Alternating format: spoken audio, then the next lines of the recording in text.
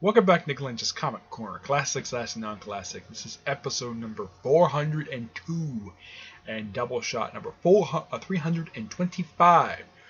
What do I have my 325th Doubleshot? One DC trade and one Marvel trade. First up, it's Superman, Coming of the Supermen, written and drawn by the awesome Neil Adams, with Tony Bedard co-writing the first issue of the series. The book itself basically has that feeling of basically pre-crisis Superman, where Lex is not a businessman, he's still a scientist, but there's no business thing about him at all in this whole series.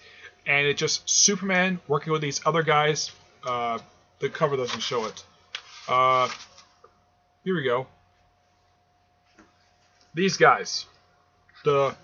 The Supermen, basically, who are basically distant relatives of his from New Krypton, which apparently in this timeline, it has elements of pre-crisis in a way, because Lex Luthor being a businessman, and also, well, at this point, Lois is in a relationship with Superman. This happened actually prior to Crisis on Infinite Earths. I know because I read some Superman family recently. The one that published from late 70s to early 80s. Where they started a relationship, but Lois does not know Clark Kent is Superman. Yeah, she hasn't found out until 1990. So you can kind of see this as a pre-crisis story. That's simply the way short of it. Yeah, and the main villain of this is Darkseid.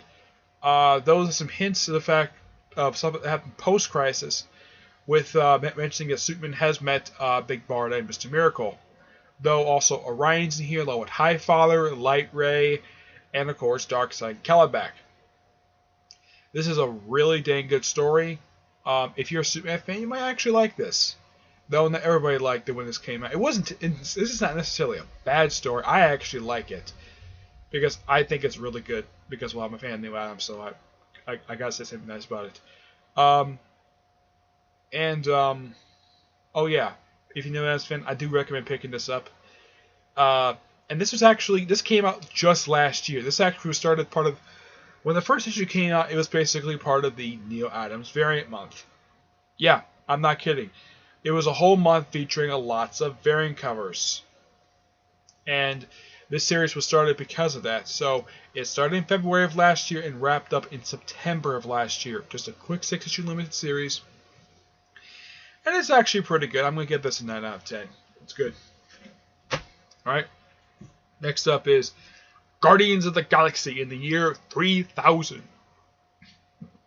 Excuse me. Volume 3. And this contains issues 51 to 62 of Guardians of the Galaxy Volume 1 with material from the 4th Guardians of the Galaxy Annual. Written by Michael Gallinger with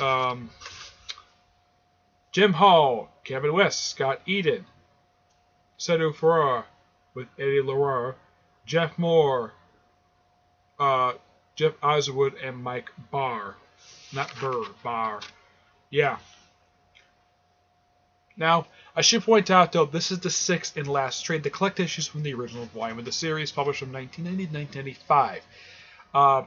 Michael Gallinger was the second and last writer for the series after Jim Valentino left after the first 29 issues. The annual was placed here specifically, the story in here is set before because it's set referencing here that it takes place between issues 50 and 51. Despite the fact in the previous trade they also had more material from the annual. Now, simply put, these last 12 issues simply just wrap up the series, and from what I can tell, they just kind of felt ending at this. Now, if I can tell from the letters comment in the back why this thing ended the 62 issues, because they probably felt as though that probably was time to, even though it lasted for a little over 5 years, which I guess they thought that was good enough for it. Now, I should also point out though that recently, because I saw the Guardians of the Galaxy film, they actually have the original Guardians in the film, with the exception of Fantastic. Basically, everybody who was part of this group. Basically, Matrix, Charlie 27, Starhawk, Nikki Heat, and of course Yondu. Yeah, that's what he looks like here. There's a lot of it's really good. Plus, also tie up some stuff from the previous trade with the whole thing with Wild Thing, this woman who was the descendant of Wolverine, which is really cool. And by issue 60, with issue, actually it was 59, yeah, 59, actually it was issue 60. With issue 60, Yellow Jacket, who had joined the team at the start of Michael Gallanter's run, decides to return to the present day because she developed a heart condition, and she kind of felt there's a place in the future, so she went back to the present, where she stayed. And then not long after she returns, she gets killed by Iron Man. No, seriously, that's what happens to her. At the start of a storyline which is considered one of the worst crossovers of all time, The Crossing. I haven't read the entire thing yet. Basically, she got killed at the very start of it. It's a really awful crossover, and it also basically brought about the end of the Force Works series. Thank you, Crossing, for doing that. As the Guardians themselves, after the series ended with issue 62, they disappeared. This version of the team disappeared for 15 years until they showed up in the brief cameo at the start of Brian Michael Bendis' run for Avengers. They did, however, show up in present day. Well, Vance Astruc did, thanks to a version of him showing up in the second volume of the series, which basically the team has basically the roots of the present day team had been planted thanks to the event Annihilation and Annihilation Conquest. Basically, 9 years after the end of this series, actually it was like 11 years later, poof, we got a brand new Guardians of the Galaxy. Though it started in 2007 and wrapped up in 2010. Which is the same year they brought back this team. Though later on, this team will also come back in the Guardians 3000 series. Later on, they got their own book written by Dan Abnett, basically the co-creator of the present-day Guardians. And what about Yellow Jacket? Oh yeah, she came back thanks to an event called Chaos War, where this guy called the Chaos King pretty much killed Nightmare, though he came back somehow. Yeah, Nightmare's in here as well. I'm not kidding, he shows up in here along with Loki. Yeah. The one thing you gotta praise about this series is that this series this series pays respect to the Marvel Universe. Yep. Though also for some reason, and this I don't know why, but the female Starhawk disappears and is never seen again. Yep, the female Starhawk. Like they show here, like the Punisher's armor, Spider-Man's costume, the mask of Captain America, basically a lot, because it's the future. And it's really cool. Basically, the female Yellow Jacket came back to an event called Chaos War, where she, along with Deathcry, Dr. Druid, the Swordsman, I have the thing up here just to make sure I get the information correct. Let's see. She was brought back with the Vision, Dr. Druid, Deathcry, and the Swordsman, along with the original Captain Marvel, Mar-Vell. And by issue 2, they killed off Captain Marvel. Well, basically, she was brought back fighting Nocturna. I think that's how you pronounce her name. Yeah, she's a creation of late Steve Gerber. Necra. Yeah, who appeared in the last issue of the Shaman She-Devil series that came out in the 1970s. And she apparently hooked up with the Grim Reaper for some reason. I have no idea why. Also, Wonder Man's in here as well in this trade. Yeah, he's in here for several issues. Yeah, and apparently it's kind of implied that maybe the Galactic Guardians kind of merged back with the Guardians. I don't know. It's just never really explained. Apparently the Galactic Guardians basically disbanded off panel. Yeah. And it was started by the character Mainframe, who was a founding member of the original team. Let's see, what else? Oh, yeah. During the course of the series of Chaos War: The Avengers in issue 2, the Grim Reaper kills the original Captain Marvel, basically causing his second death ever in the Marvel Universe. And in the following issue, the Vision blows himself up, killing off Grim Reaper again, one of several times been killed off over the years, along with Necra. As what happened to female Yellow Jacket, never explained because, well, even though the Alpha Flight characters came back, as what happened to, well, the rest of the people who came back, basically with Deathcry, Dr. Druid, Swordsman, no one knows because no one has bothered to follow up on it. And it's been over 6 years since these characters have been brought back, and nobody's done anything about it. And I do mean nothing. As for Vance Astruc himself, last I saw him, they put him back in his original suit. As for Yondu, they brought him to. They actually made a version. They made a 616 version of him in the previous volume for Star-Lord, the one that started by Sam Humphries, when it was relaunched from Legendary Star-Lord to simply Star-Lord. A book that lasted for 8 issues before hitting the restart button after Civil War II, where it lasted for 6 issues and since been canceled. That book was written by the awesome Chip Zdarsky. The guy did a great job with Howard the Duck, so I had to try it out. Yeah. Of course, Yondu in that book looks like the way he does in the movies. I'm not kidding, he does. Yeah. This book is just really, really good. I do highly recommend it, plus the previous 2 trades of In the Year 3000 and plus the 3 trades of Jim Valentino. And, of course, the 2 Guardians of the Galaxy Tomorrow's Avengers trades, which those contain the early spotlight appearances of the Guardians. Yep. That's what they do. They contain the early appearances.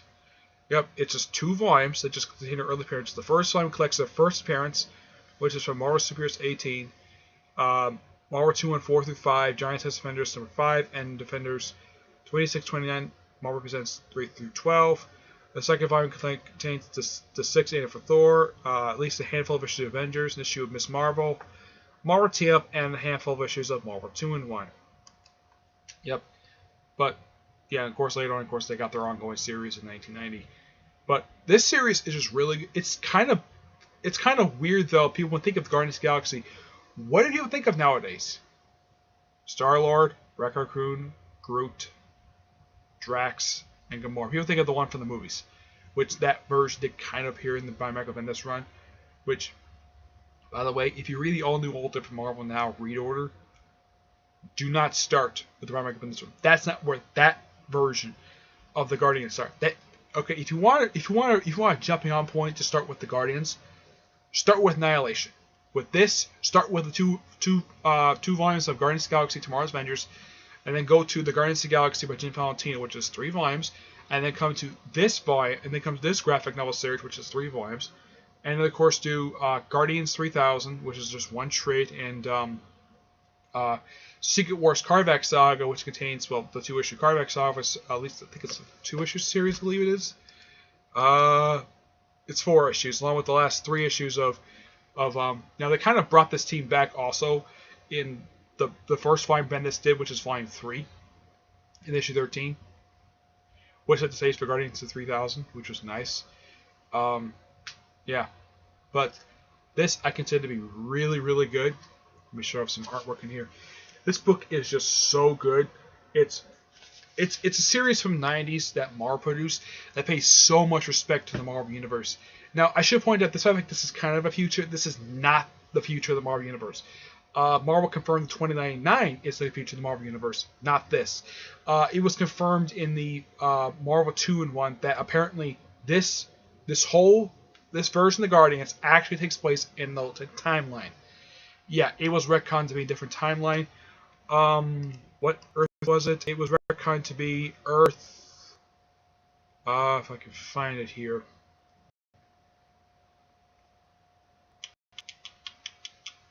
Okay, it's Earth 691. That's what these adventures are set on. And basically, and also I should point out that they do show some present day villains in here, which is awesome, by the way. I mean, if you're an old school Marvel fan, like if you start reading comics in the 90s, I do recommend this for you. Even though I wasn't reading Marvel comics in the 90s, I didn't read Marvel comics until 2004. No, seriously, I started reading comics in 2004, and I've been reading ever since. I recently read all of this online. I was so happy that they put this in trade also. The only reason why I personally think they did this, where they put this volume in trade, the Guardians of the Galaxy films. When the first one came out, my guess is that was a huge hit. So I guess, okay, let's put the entire series, let's put the original volume in trade, which prior to the first one coming out was never put in the trade. Now, apparently, the entire series is now in trade. And since this is the 6th and last one for this volume, it is really good. I give this a 9.5 out of 10. It's really amazing. There's no bad issue in here. It's all really, really good. Okay? 9.5. Excuse me. Alright, that's it for this episode. Stay tuned for the next episode, which is episode number 400 and 3 in Doubleshot number 326, where it's two trades. It's going to be two trades of the same character. You'll find out who they are in the very next episode when I get a chance to put it up, okay? But until then, I will see you there. Bye.